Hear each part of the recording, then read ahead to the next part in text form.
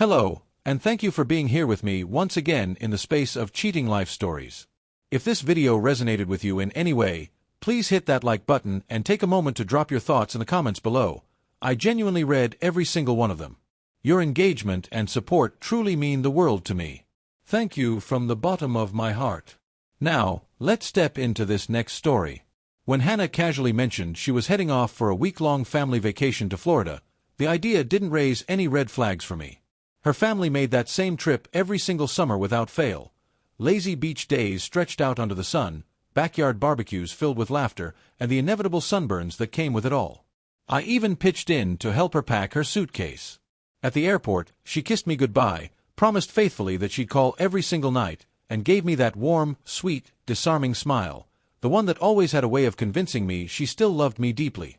Yet, looking back, there was something in her eyes that didn't quite align with the tenderness in her voice.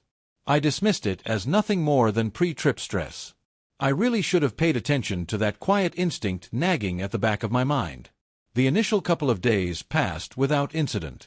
She sent through photos of stunning beach sunsets, her mom tending the grill, her little nephew completely buried in the sand up to his neck. Everything looked picture-perfect on the surface.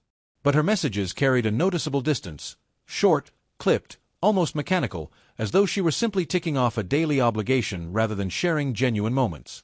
On the third night, the promised call never came. The following morning brought a brief text. Fell asleep early. Sorry, babe. That's when the uneasy pit in my stomach started to expand. I desperately wanted to trust her, but trust had grown brittle in recent months. She'd been staying late at work far more frequently, putting extra effort into her appearance, always keeping her phone screen facing down whenever we were together. Suspicions had been simmering beneath the surface, but I feared confronting them would shatter everything. Soon enough, that fear turned into cold, undeniable reality. 2 days after the missed call, her sister Megan unintentionally dropped a bombshell by sending a photo to the family group chat, a casual group selfie snapped on the beach. Everyone appeared happy, sun-kissed, completely at ease. But one small detail in the frame changed everything. Tucked away in the corner, partially obscured by a large beach umbrella, stood Ryan, Hannah's co-worker from the office. I'd crossed paths with him only once before. He carried himself with an overconfident swagger, far too comfortable in his own skin. I zoomed in on the image. There was absolutely no room for doubt. He was standing right there in swim trunks, positioned directly beside my wife's beach chair. My hands turned completely numb as the truth crashed over me. My wife hadn't gone on an innocent family getaway at all. She had orchestrated a secret romantic escape with her lover, cleverly disguising it behind the cover of her family's annual tradition. I didn't pick up the phone to call her. I didn't fire off angry texts. I didn't even reach out to Megan for an explanation. I simply sat motionless, staring at that single photograph while the entire foundation of our marriage quietly crumbled in the background. 4 years, I had poured everything into building something solid for us, a comfortable home, financial stability, unwavering loyalty, and in exchange, she had been constructing an elaborate web of deception. Every so-called business dinner, every late-night project, every weekend she claimed she needed space to recharge, it all snapped into sharp focus. This hadn't been a sudden loss of love on her part. She had been methodically rewriting the narrative of our relationship behind closed doors for who knows how long. That same night, I poured myself a stiff drink and opened my laptop. What I felt wasn't explosive rage. It was calm, surgical precision. I methodically began severing every financial tie we shared. Joint bank accounts, credit cards, utility bills, anything linked to both our names got cancelled or transferred. The next morning, I contacted my lawyer and gave clear instructions. File it. Irreconcilable differences. I left the house keys neatly on the kitchen counter alongside a brief, straightforward note. Don't bother explaining. I already know. Then I packed my essentials into bags, got in the car, and drove straight out of town. There was no dramatic farewell, no heated confrontation, no demand for closure, just complete, deliberate silence. The sort of silence that forces the guilty party to confront their own actions without distraction. 3 days passed before she finally texted, "Hey, everything okay? Haven't heard from you." I left it unread and unanswered.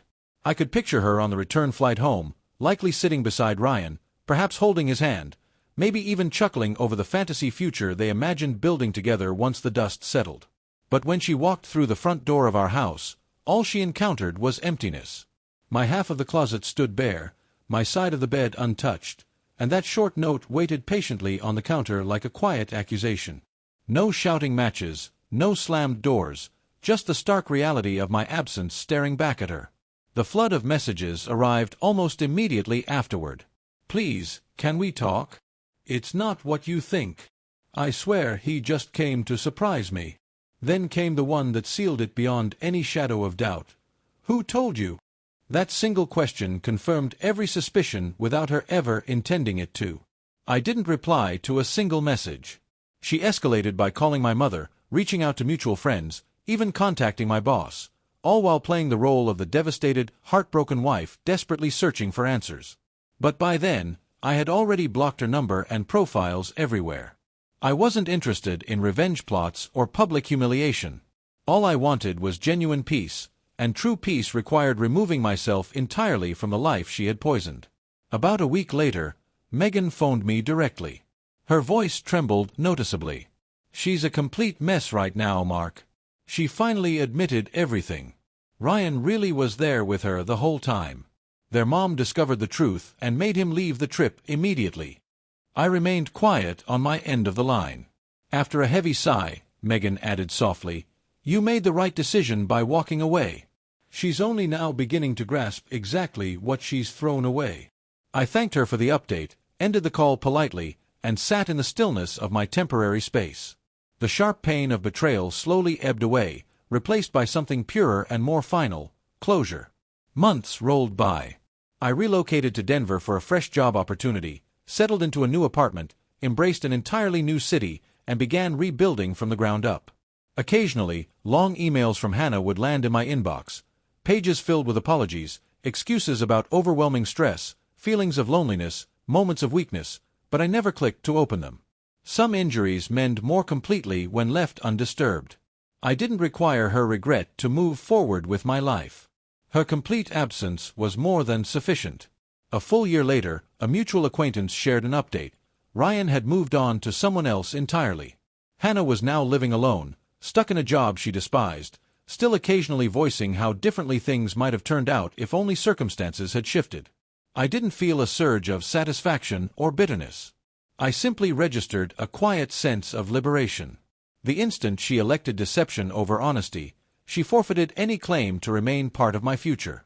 People often assume revenge involves inflicting pain or public exposure. But the most profound form of retribution, the kind that leaves the deepest mark, is pure, unshakable indifference. I never raised my voice. I never sought a fight. I simply removed myself from her existence in the same silent, irreversible way she had dismantled our marriage. And when she returned from what was supposed to be a wholesome family vacation, anticipating the familiar comfort of her old routine, all that greeted her was an empty home and the unmistakable reflection of her own choices echoing back at her. For her, that quiet void proved more than enough. That's the full story. If you've ever walked through the slow unraveling of trust like this, know that you're not alone. Sometimes the healthiest path forward isn't confrontation, it's calm, decisive departure. Thank you again for watching all the way through. If this touched you, please like, comment your own experiences or reflections, I read them all, and share it with anyone who might need to hear it. Your support is what keeps these stories going. See you in the next one.